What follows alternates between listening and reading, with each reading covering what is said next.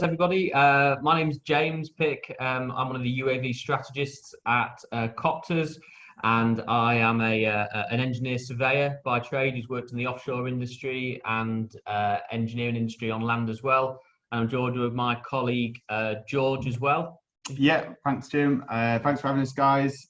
So I head up the inspection side here at Copters, which looks over the renewables, heavily involved in the utility sector, so water, and basically any of the natural power here in the UK.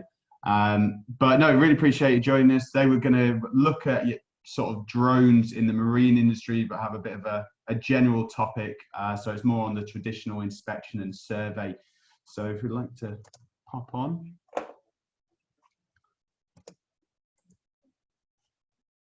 There we go. There we go. So just give you a bit of a background on what we do and who we are. Copters started around about 5 years ago, and we actually came from the marine industry where once upon a time we were known as Martech Marine. We worked with a lot of companies around the world by providing safety equipment, fast cow gas, and yeah, lots of different innovative ideas basically. And some of our biggest customers once came to us and said, we're interested in drone equipment. We're looking to do surveys and inspections on some of our wind farms and turbines. Is this something that you can help us with? Our founders, had that eureka moment and started Copters, which is primarily UAV supply, UAV equipment training. So now we've evolved into a 360 drone solution provider here in the UK, as well as mainland Europe. And we've partnered with some of the world's biggest drone providers. We've got, obviously, if anybody knows anything about drones that's with us today, you'll recognize DJI, you'll probably recognize Pixel D and Flare, maybe Parrot. And we are going to talk a little bit about the wing strut and flyability. So keep your eyes peeled for that, because they've got some really great applications for especially the marine industry and obviously ports, etc. Some of the larger customers we work with on a day-to-day basis, from EDF Energy on some of their nuclear sites with Magnox, through to construction, so Jacobs, Costain, and then onto utilities and inspection tech, so Severn Trent and Thames. So obviously it's all well and good saying, yeah, a drone's great for doing certain things, but it's more, we've got to start looking past the actual drone itself and start looking at the application, because at the end of the day, the drone is purely the vehicle to carry a camera, to get an aerial view, to find something out that you would traditionally not be able to. And this application's been championed in lots of different sectors now, as obviously you saw before, a couple of the companies we work with, but the main ones that we are seeing a huge investment in over the last 12 months has been oil and gas, power gen, construction, utilities, and maintenance. So anything from asset inspection to site progress, heat loss, thermal, whatever it may be, I can guarantee somewhere in the UK there is somebody using drones for this job. Now, the application's all well and good, but you've got to have a selling point. And if that's from us to yourselves, or from yourselves to the end client, or from you to your shareholders, etc., you've got to either have a way of lowering costs and reducing the downtime. So if you're having to shut down a nuclear power plant, you want to be able to be in and out as quickly as possible so that you can still save money and still be profitable. But the biggest one for us, especially with some of the internal side of things, and I'm sure there's a lot of stories, and I'm sure you'll be able to educate us on that at a later stage, about the marine industry, especially with confined space entry, especially in some of these dangerous areas like ballast tanks, where safety is always paramount. And we see drones, especially for the high access, so eliminating rope access or traditional scaffolding, or even going into confined space entry, there are drones which are now eliminating this risk. So the improved safety side, working at height and then with confined spaces, is a huge selling point for drones in general. So I'll move on to key applications, and I'll hand over to Jim just for the survey aspect of this, which obviously Jim is more capable with. Yeah. So over to you, mate. Yeah, so in terms of, as George briefly spoke about, the drone is really merely the donkey to carry our sensor for us to make collect some data and make some informed decisions about how to approach a particular task or subject. So in terms of sort of where we're heading within the drone industry, that ability now to put a whole wide range of really great sensors onto these drones, things like thermal cameras for heat loss or leak detection, really high-powered zoom lenses, so we don't even have to get close to that area or that target in question. We can stand far back at a safe distance. Things like methane detectors, multispectral cameras for analyzing vegetation, you know, how much water content's in there, what's the general health of a agricultural land. This is all now capable using a combination of the drones, sensors and softwares to make that analysis and make that informed decision afterwards to save ourselves money, increase yield, improve our safety, collect data faster, more efficient, more data than ever before. And this is really where the drone industry is heading at the moment. And we still are at them early stages, but we are, like most new innovative industries, moving at a very, very fast pace. So here's just an example of the thermal camera on our Matrice system.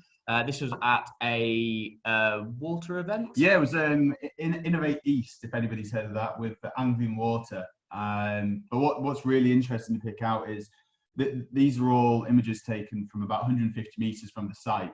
And with a zoom lens like you see in here, you can actually read the writing on the side of the tents quite easily. But what you see with the thermal side of it is you can see all the heat signatures. So for the likes of heat loss detection, it's a really good and easy tool to do, and it's very fast to analyze. So on the subject of thermal analysis, we'll go on to, and hopefully everybody can see this video. Just give us a little yes if you can, that'd be brilliant. Running okay for me, guys? Yeah, brilliant. So this just shows the capabilities of it's called the H20T camera on the M300 series. So this is a sensor which has 3 sensors embedded into it. So it has a high radiometric thermal camera. It has a laser rangefinder, so we can actually report on the distance from sensor to object. It's got a 20 megapixel optical zoom lens and a 12 megapixel wide angle lens. That's all wrapped up into one sensor. From one click of a button, we can capture all that data for further analysis. And just looking at some of these images, we can pick up things like overheated cells. We can pick up some what looks like bird muck on the solar panels. All this, it decreases the efficiency of things like solar panels. You know, before where we'd have to send a person looking around these sites, you know, on the ground, we can fly now full solar farms in minutes as opposed to days on a walk survey. And this is where really drones are playing this key part now in efficiency, getting data fast, efficiently, and a lot of data quickly. And there's this massive increase so far in the uptake of drones across a multitude of industries, not just marine, not just inspection. So this is just a good example of what you can do with a high-powered camera. So this is on a network rail infrastructure. A network rail, obviously, for very good reasons, very funny about people flying close to their network, certainly on live track. So with an investment in a high-powered camera, so this is using a phase 1 IXM metric camera, flying 60 meters away from that infrastructure, we can make still very high detailed analysis from inspection reports, or you could actually use this data to make 3D representations of this model, either for an inspection applications or recording that infrastructure at a moment in time, so we can look back at how it was and how it's changed over time. So what's really good about this for a practical sense is you can be that far away from a building, and because you're that far away, you have a wider field of view. And with that field of view, you can take a single image but still retain large amounts of data and high quality imagery. So when you go back to the office or you go back to site, all you have to do is zoom into the photo, and you can pick out real key points, whereas the alternative would be a zoom camera, where you'd have to pick out those points on the day, on the job. Having this high resolution photo would allow you to zoom in and pick those points out post-process. So what we can do, certainly from my survey perspective, is we can take the 2D and turn it into 3D. So photogrammetry was a method discovered sort of around in the 1850s, where we could take measurements from photographs. This kind of way of data collection and processing was very much confined to manned airborne reconnaissance. Sort of in the First World War, it was used all the way up to now modern day with the Ordnance Survey, using it to map the UK. What was a really great advantage of now, drones being a lot cheaper and accessible, and being able to put really great cameras on it, and also this digital age we live in, about being able to process through multiple data sets fast and efficiently. Photogrammetry has almost taken that forefront again into the modern age for data processing. And photogrammetry has some really great characteristics. It's not only highly accurate. Typical sort of survey accuracies we can get down to anywhere from millimeters up to 50 mil for a land survey application, but we get this real visualization from the data as well. So we can fly a site, we can fly a boat, create a 3D representation of it, and actually we can use that from an inspection perspective, so people can actually zoom in on that area of a vessel. They can then bring up all the imagery from that particular survey, and then use that data then to make either an inspection report or use that for further analysis. And that can be done with really entry-level drones like little Phantom 4 RTKs or to some of the higher, more larger crafts with better sensors on as well. So to give you an example of how this is being used in your sector, Bristol Port actually do volumetrics using photogrammetry of the spoil heaps that are created on the side of the port, because they have, certain companies have quotas on how much they're allowed to extract and put onto their sites. Bristol Port obviously monitor this, not by a physical survey, which could take days. They do it using drones, which take a few minutes. And because you've got that data, you can now estimate to a very accurate amount the actual volume of the spoil heap. This is just an example of the realization side of using photogrammetry. So this was of an old abbey ruin near where I live in Lincolnshire. So you would get this great benefit of, not only is this a very highly accurate model, maybe down to sort of 10, 20 mil, but we've also got this full scale realization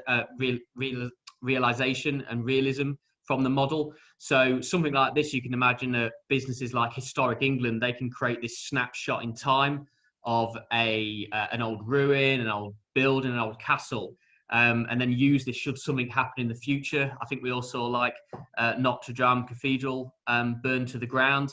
Data captured from previous surveys can be used then to create repair orders, or use that data to restore that very easy and efficiently. Data is one of the most powerful and most useful things we've got on the planet at the moment, and comes at a cost. And if we've got these big repositories of data sets, that can only be beneficial and useful for future generations. This particular model, this was captured maybe in about 45 minutes of flying, the full model, and in terms of processing, maybe 4 or 5 hours on top. But I'm sure you can see that the results from it are really staggering. And this has only been done with an entry-level drone / camera around about £4,000 or £5,000. We'll say for any of the videos that maybe aren't coming out, we can send you links through to all the YouTube clips that we've uploaded after the webinar. So also in terms of photogrammetry, we have the other side of it, which is LiDAR. So this is the ability to put a laser scanner on the drone. It is faster processing time. It's not as visually pleasing, but it does certainly have its benefits in terms of things like forest canopy surveys, coastal monitoring. Use it for power line inspections and surveys, just because we have this ability to be able to penetrate through vegetation, and that signal which is released from the LiDAR can travel through any holes, any gaps, and then we can record that return from how long it takes to leave the sensor and come back, and actually then make these 3D models and 3D point clouds from that data as well. This is just an example of using it on a racetrack in the States. All this data was captured in about 15 minutes and to around about an accuracy of about 30 mil. Really where it comes in home is for things like, let's say, vegetation penetration or an even faster means of data capture and processing compared to photogrammetry.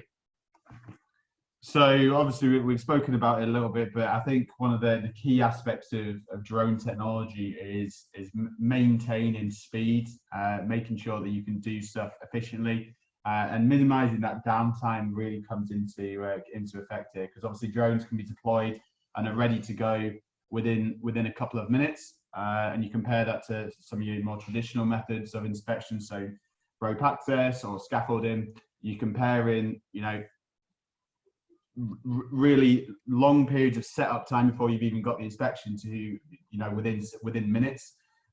So it really is comparable. Obviously, you can do a full inspection with a drone in a short period of time. This isn't to say that drones are going to fully take over and you're not going to have need for physical inspection, because at the end of the day you're always going to need a man on the ground, or certain jobs are going to need that physical touch. But this is purely a tool, a pre-site visit or a pre-inspection tool that allows you to have at least eyes on, see if there's any issues or any problems, or even just the ability to see if you need to go up. So in terms of minimizing downtime and saving you costs and saving you time, it is becoming a real key factor in the industry. So this is just a good example of what can be achieved and in terms of how much time can be saved. So this is utilising the Wingtra fixed wing system. You can just see it pictured up at the top of the screen. Now, the great thing about this system, it's a VTOL system. So it'll actually take off and land as it's sat like a rocket.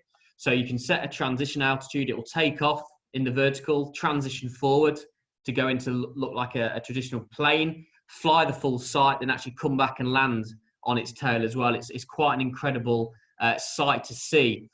You can equip this with high-end Sony RX1 cameras, 42 megapixel cameras. And this is a good example of where drones can really come to their own. So this was a survey company who had been using drones for a while.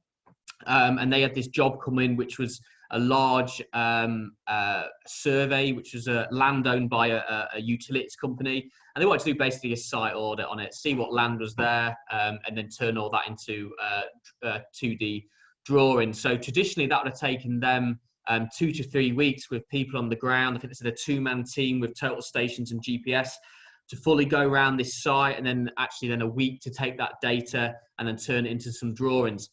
We managed to do that that full site, so around 200 acres in in an hour and a half of flying, and then on site probably took us about 2.5 to 3 hours to put some physical markers on the ground to be able to validate that data and make sure it was correct in the right area.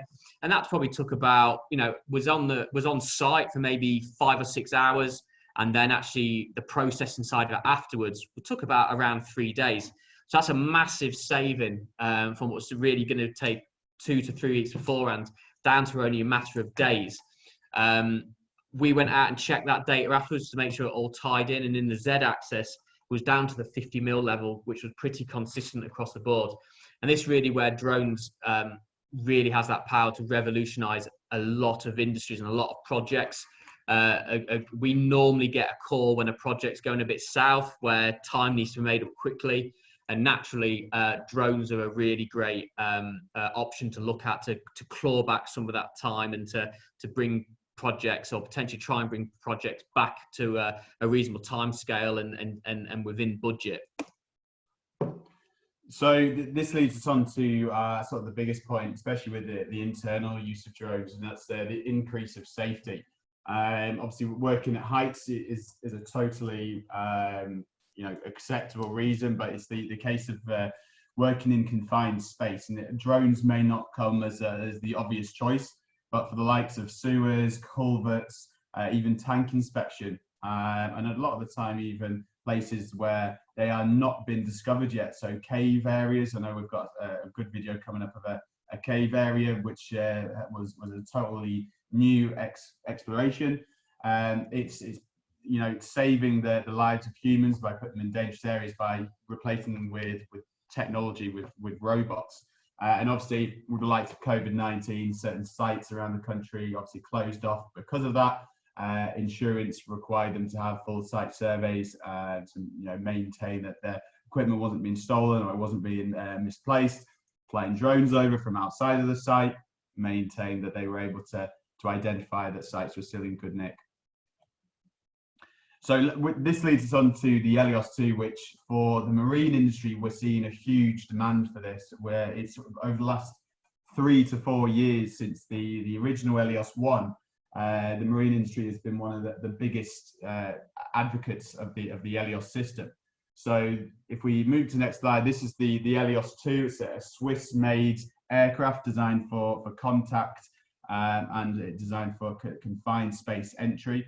Obviously, you see that it's got a cage around the propellers and around the mainframe of the drone, which allows for stability. Also allows that if you do, bounce into something or you do hit something that's unexpected, because sometimes you're going into areas, especially into new unfound areas, you are going to be finding some new obstacles, so to say.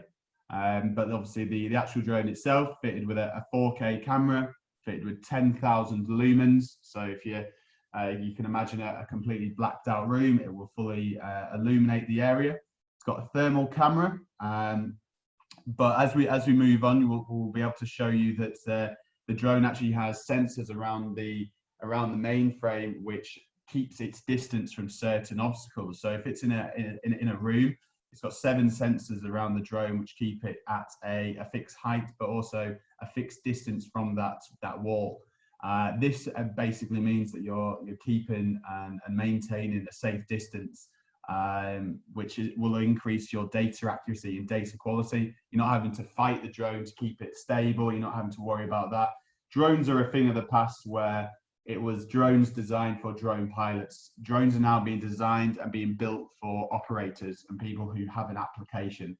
That's where the market about a year ago really took a turn, and we're seeing a lot more applications and a lot more champions coming from the physical inspection or the survey side rather than being a drone expert.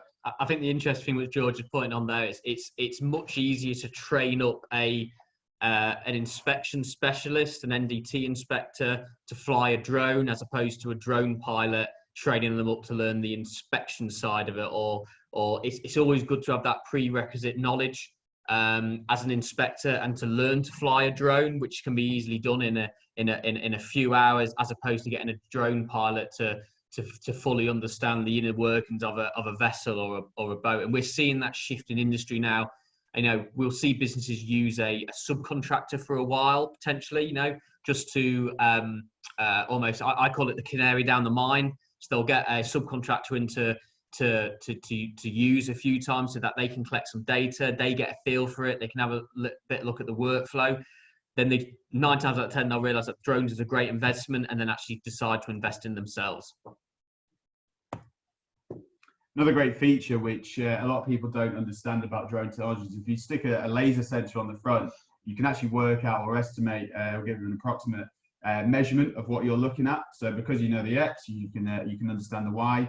But so let's take a ballast tank, for example. If you're doing the seal around the side, you can get to a single point and fix the distance, and that drone will not move from that distance away from the surface. So as you see here, you can move up, down, left or right, but you will not move any further away from the surface that you're looking at.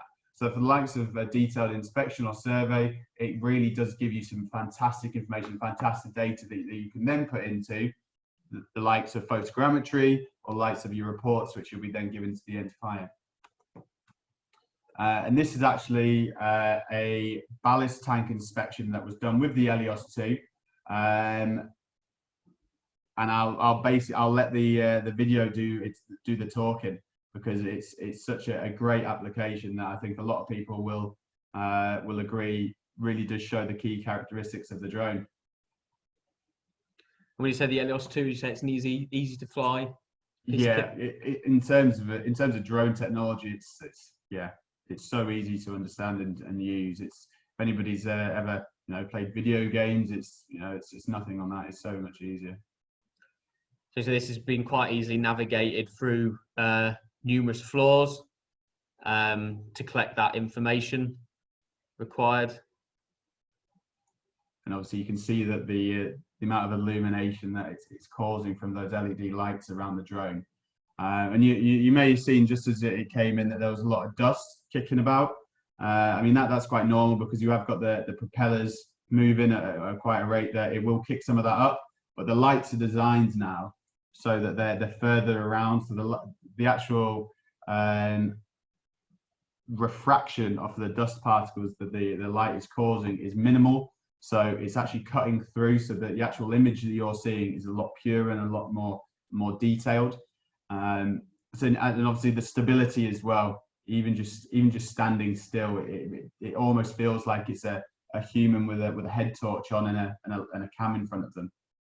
As we sort of said, it's all about data quality, and I'm sure you'll agree on the downlink that this data's good enough to make any sort of decision-making process from there as well. Also with the new software as well, which has been launched on the Helios 2, you'll map this area using the video feed. So if you do find an anomaly, you'll be able to backtrack from that and say, well, actually, this anomaly is 3 meters away from this porthole, which is a new feature which has been added in the next couple of weeks, just in the beta testing stage at the moment. So you can see we've covered some quite incredible distance with the drone, and it looks like we're now heading back. All of this footage is constantly recording, so as an operator, you don't have to worry about potentially picking something out. You can go back through the footage and then identify or investigate post that. But as you see, not a difficult thing to do at all.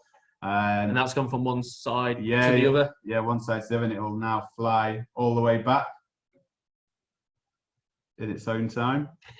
You're not flying this, are you, George? It wasn't me this time, no.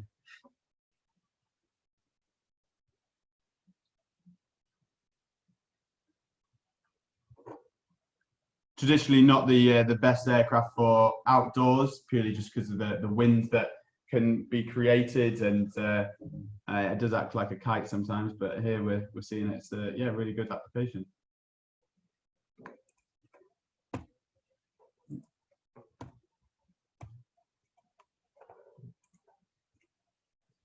So another application which is more internal use is just showing you how this information can be captured. This was done actually at a very well-known food and clothing. How would you describe them? This isn't just a distribution center, is all I'll say. But yeah, here we were asked to go into it was actually a handover day for equipment. So we're looking at the motor. Traditionally, what they do is they shut that runner down for 24 hours before they could move on, just so they could get their rope access teams up. So if we move to the next slide, we'll actually see the data quality. So that top left image is the image that was captured, and then in the post you can zoom in and actually look at what you want to see in a little bit more detail. I was still quite cautious to get majorly close to it, so I maintained a distance, but then I was able to zoom in and get some good information. And then I mentioned briefly about investigation and exploration. This is absolutely key. This is the Helios 2 following an Helios 2 down a Swiss caving system. Now some of these areas and some of the offshoots will never see the light of day. Humans will never be able to get into these areas, but with a drone we're now able to investigate some of these parts of the mountain and give us an idea of what's down there. And you can imagine for the likes of search and rescue, it's a fabulous tool to have. So what you're seeing here is a 3D reconstruction using photogrammetry, and all of the images taken from the drone that is captured. So if we zoom in up some of these areas up here, these areas will have never been viewed by humans before. And every single dot that you see there is a point of interest which was captured by the drone, rendered into photogrammetry using Pix4D, and then stitched together using the software to give you a representation of what it would look like. and that's just something we did quickly in one of the ducts in our offices. Actually, someone left the broom out, if you can spot that. So this is just a good example of how the Elios 2 has also been used in the marine industry as well. You might have seen the name. They've now gone for the Elios 2, and if I show you this video,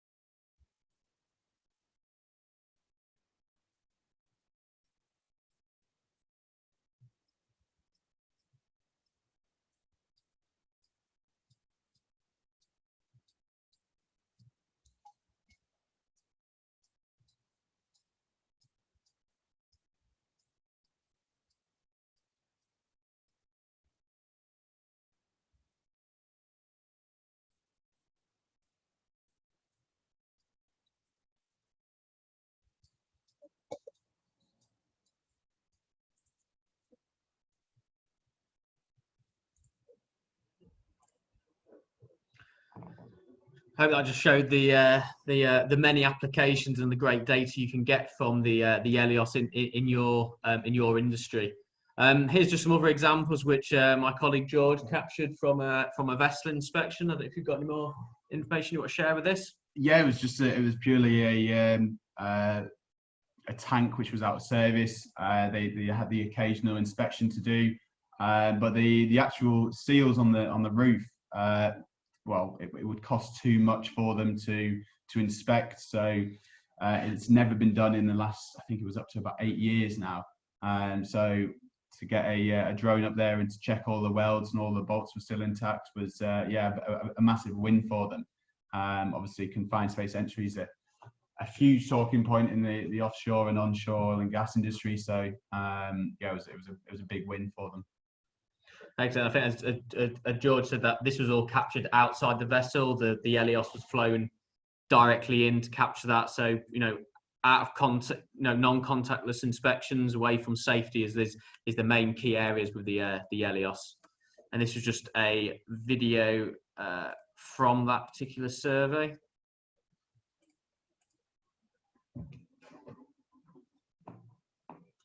So George was stood outside. I know there was a couple of inspectors in there. They wanted to see it in action, but George was controlling this all from the externals of the vessel. So things like weld seam inspections, you can really use all the features of the Elios to actually lock onto a particular target and pan round. So I said, as an inspector, to start using drones, it's not a steep learning curve as such. A few hours of tuition, you can start flying this piece of equipment like you're a seasoned pilot, and collect all the sort of data for further analysis.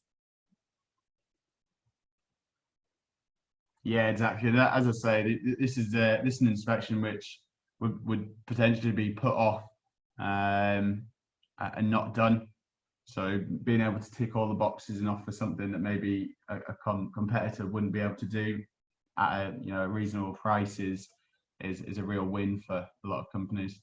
This is a bit of a basic roof ceiling, but we did a flight with Oceaneering down in Cardiff a couple of weeks ago, and the roof structure had a lot of beams, and it was a fun and exciting way to fly through, and it performed brilliantly actually. But that was like must have been about a 30-meter diameter tank, wasn't it? Yeah. It's 4 weld seams, all done from the outside in probably 35 minutes, something like that. If that, yeah. So this is what I was talking about, the distance lock. You're able to lock onto the wall and basically just pan around the whole thing, capturing consistent information, and using different lighting techniques that the drone has. You can check the oblique lighting, so if there's any deformities or any cracks, you'll be able to pick them out quite well.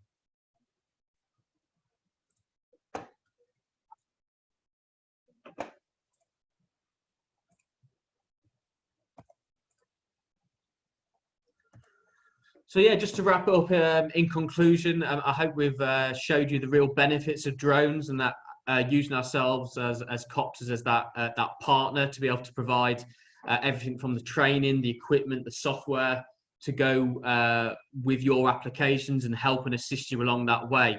That's something which we do at Copters, and we really pride ourselves on in that support for yourselves. We're always available at the end of the phone, yeah. Basically, that's concluding from ourselves, me and George. Really great to hear from you guys. And if you have any questions, please feel free to ask them now. Wow, George and James, thank you very much. I find this technology absolutely fascinating. Do you think in 10 years' time, every marine surveyor is going to have a drone in their toolbox? Is that what the modern surveyor's toolbox might look like? Absolutely. We're seeing it now. I know traditional survey companies, they're using drones 2 or 3 times a week now, whereas maybe 12 months ago, 2 years ago, they might only use them once a month. And there's more and more people investing in drones at the moment because they understand these to be a really, really great tool for future use. We always say we can't stop innovation, we can't stop progress. It's happening. People are using these. We're past that stage now, I feel, of used cases and proof of concepts. You'll only have to look on the Flyability Elios 2 website, and they've got hundreds of case studies where drones have been used across multiple applications and platforms. So yeah, that's kind of where we see it in terms of drones and toolboxes. Absolutely, 100%. I think it's really interesting. I think the whole thing we were just talking before you guys came on to present about deaths in enclosed spaces and confined spaces and so on. There's a huge win here, I think, isn't it, in terms of health and safety, if nothing else. And I was amazed, just that last video you were showing, looking at weld seams and so on, the quality of the imagery is quite remarkable. So they've really come on in the last 4 or 5 years since they sort of started really hitting the scene. Absolutely. Any other questions from the I don't know. team?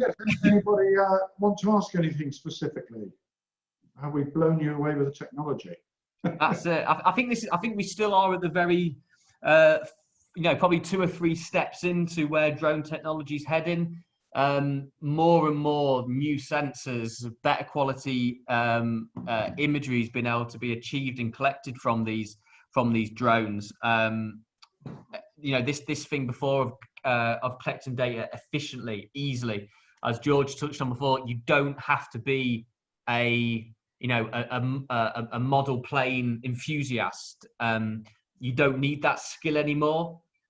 These drones, I could guarantee we could put you in a car park, get the drone out of the box, and within a few minutes you could easily navigate and fly these drones. So it's nothing to be scared of.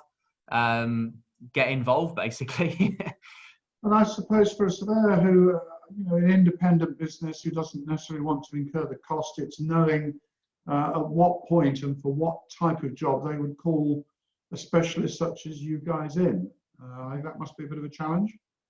Yeah, so how we're geared up at Copters is we're solely on the reseller and an enabling business. So we work very closely. We don't get involved in the service ourselves. Main reason for that is because, you know, if we don't want to be in competition with our client base.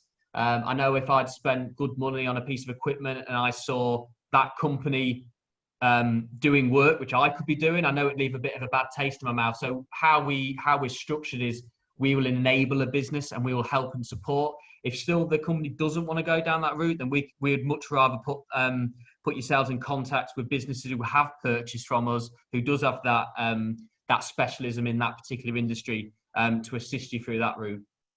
So just going back to the one on the ballast tank, or the ship ballast tank, were you called in by a surveyor, or were you called in by the vessel owner, or how did that work?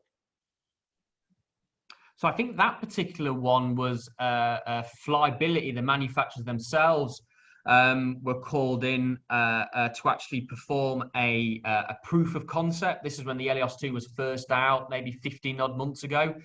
So they'd seen the asset owner had seen this drone through the content which Flyability had been pushing out, and wanted to take a closer look at it. So Flyability flew over to China and basically performed this proof of concept, which they were blown away by, just by the quality of data and the ease of use, and subsequently then purchased it to have that capability on board all the time. I think they got probably 3 or 4 operators from various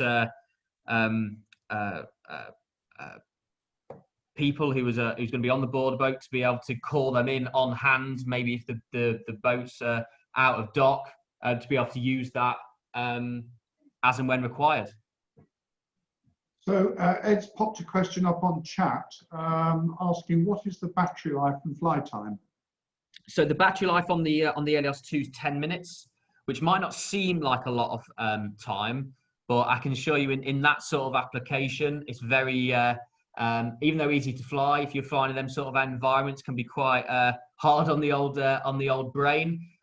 So it is 10 minutes flight time, but they can be swapped out within seconds. So we normally, when it comes to them kind of applications, you're continuously monitoring the signal strength from the RC to the drone, as well as the battery levels as well.